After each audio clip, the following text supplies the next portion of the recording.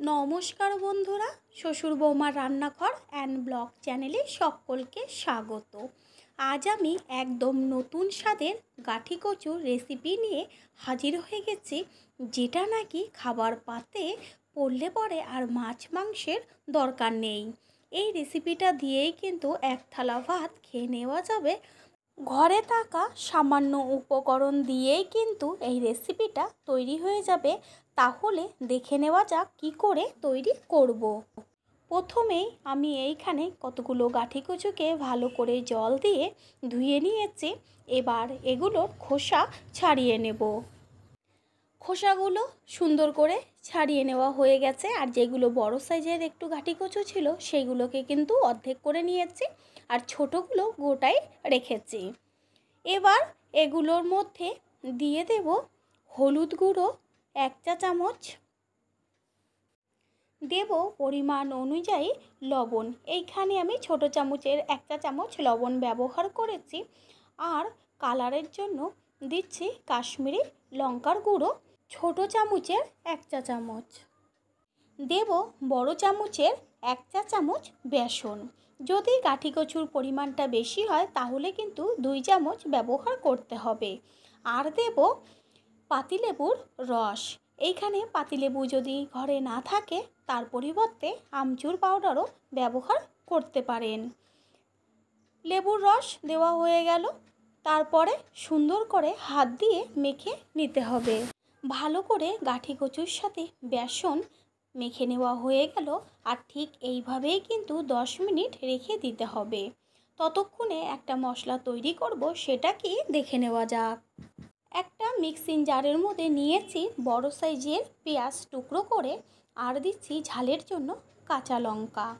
একটা বড় সাইজের টমেটো কেটে টুকরো করে নিয়ে তার বীজগুলো ফেলে দিয়েছি। এবার এটাকে পেস্ট করে নেব। আর অন্যদিকে গ্যাসের ওভেনে কড়াই বসিয়ে কড়াইটা ভালো করে গরম করে নিয়ে দিয়ে দিচ্ছি সর্ষের তেল। তেলের পরিমাণটা একটু বেশি দেব, যেন গাঠি কচুটা সুন্দর করে ভাজা হয়। তেল গরম হয়ে গেছে। আর গরম তেলের মধ্যে দিয়ে দিচ্ছি মেখে নেওয়া গাঠি কচু। গ্যাসের ফ্লেম কিন্তু হাই করে প্রথমে ভাজতে হবে। আর তেলটা একটু বেশি দেওয়ার কারণ হচ্ছে এইভাবে যদি গাঠি কচুটা ভাজা হয়, ভাজাতেই কিন্তু 60% সিদ্ধ হয়ে যাবে। পুরনো বন্ধুদের পাশে থাকার জন্য অনেক অনেক ভালোবাসা। আর নতুন বন্ধুরা আমাদের রেসিপিগুলো যদি ভালো লেগে থাকে সাবস্ক্রাইব করে দেওয়ার অনুরোধ রইল। ও পাশে থাকা বেল আইকনে ক্লিক করলে পরবর্তী ভিডিওগুলো সবার আগে আপনাদের কাছে পৌঁছে যাবে। ঠিক এইভাবে কিন্তু গাঠি কচুকে লাল লাল করে ভেজে নিতে হবে। গাঠি কচু এইভাবে বেসন দিয়ে ভেজে নিলে পরে কিন্তু দারুণ একটা ফ্লেভার আসে। আর টেস্টও হয় দুর্দান্ত, যেটা নাকি খাবার পরেই বুঝতে পারবেন। বেশি তেল দিলেও কিন্তু একদমই তেল টানবে না। যতটুকু তেল দেওয়া হয়েছে তেল কিন্তু ঠিক ততটাই থাকবে। গাঠি কচুগুলো লাল লাল করে ভেজে নেওয়া হয়ে গেল। এবার তেল ছেঁকে তুলে নেব। গাঠি কচুটা ভেজে নিয়ে আমি এর মধ্যে ফোড়ন দিচ্ছি 1 চা চামচ সাদা জিরে, শুকনো লঙ্কা আর দারচিনি, এলাচ, লবঙ্গ আর জয়িত্রী দিয়ে তেলের মধ্যে 20 থেকে 30 সেকেন্ড ভেজে নেব। আর ভাজা সুন্দর গন্ধ বেরোলে এর মধ্যে দেব 1 চা চামচ রসুনের পেস্ট। রসুনের পেস্ট যদি তেলের মধ্যে আলাদাভাবে ভেজে নেওয়া যায় দারুণ ফ্লেভার বের হয়। রসুনের পেস্ট ভেজে নেওয়ার পরে এর মধ্যে দেব 1 চা চামচ আদার পেস্ট দিয়ে একটু নেড়ে চেড়ে নিয়ে এর মধ্যে দেব যে টমেটো, পেঁয়াজ আর কাঁচা লঙ্কা পেস্ট করে নিয়েছিলাম সেই পেস্ট। স্বাদের জন্য দেব লবণ, আর কালারের জন্য হলুদ গুঁড়ো 1 চা চামচ, আর হাফ চা চামচ দেব কাশ্মীরি লঙ্কার গুঁড়ো। এটা কিন্তু ঝাল হবে না, শুধু কালার, যেহেতু আমি এখানে কাঁচা লঙ্কার পেস্ট ব্যবহার করেছি সেই কারণে। ঠিক এইভাবে 3 থেকে 4 মিনিট কষিয়ে নেব যতক্ষণ পর্যন্ত মশলার থেকে তেল না ছাড়ে।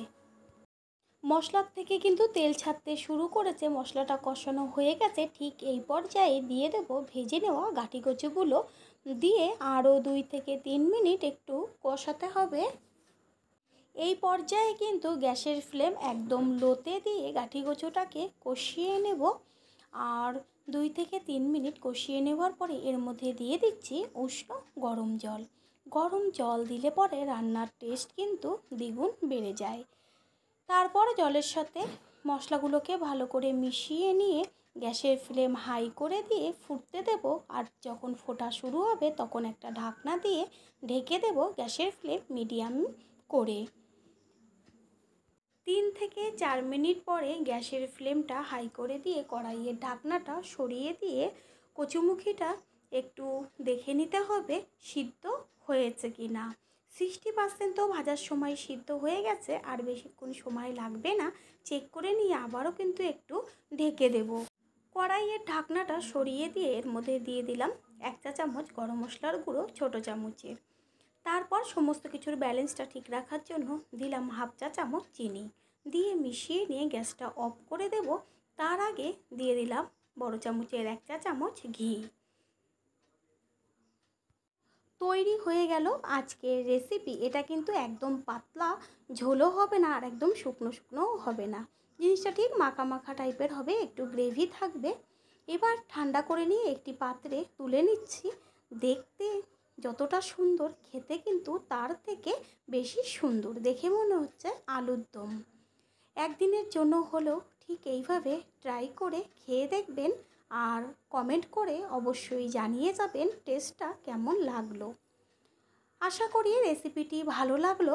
আর যদি ভালো লেগে থাকে একটা লাইক, কমেন্ট, পারলে একটা শেয়ার করে অবশ্যই জানাবেন। আপনাদের দেওয়া একটা লাইক ও একটা শেয়ার কিন্তু আমাদের কাছে অনেক অনেক গুরুত্বপূর্ণ। All friend, thanks for watching my video.